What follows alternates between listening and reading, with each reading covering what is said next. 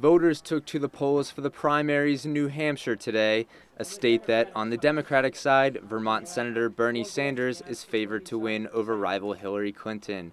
Sanders brands himself as a Democratic Socialist, but for many people, that begs the question, what exactly is a Democratic Socialist?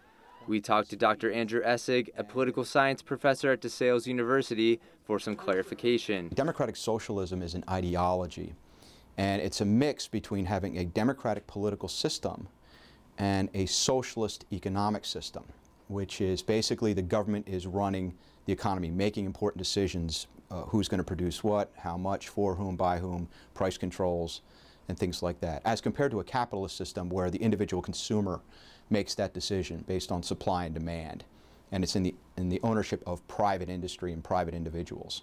Often Sanders will earnestly point out that democratic socialism is different than just plain socialism, like he did on Saturday Night Live last week. We need to unite and work together if we're all going to get through this. Sounds like socialism to me.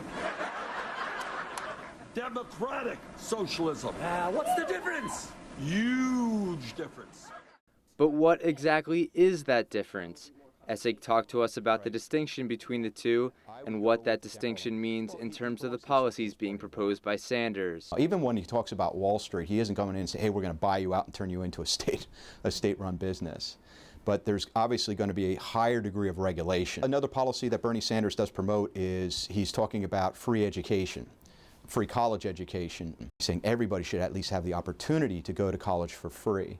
And you can obviously see the benefits to that you have an educated citizenry going out being more productive in the economy. And Essig says that's one of the reasons he's done so well among young voters. Some voters, though, object to free college education because the bill will fall to taxpayers. It's interesting to see how the millennials are supporting Bernie, and so oh, the millennials are all a bunch of little socialists running around. That's not true. They're simply reacting to the environment in which they find themselves.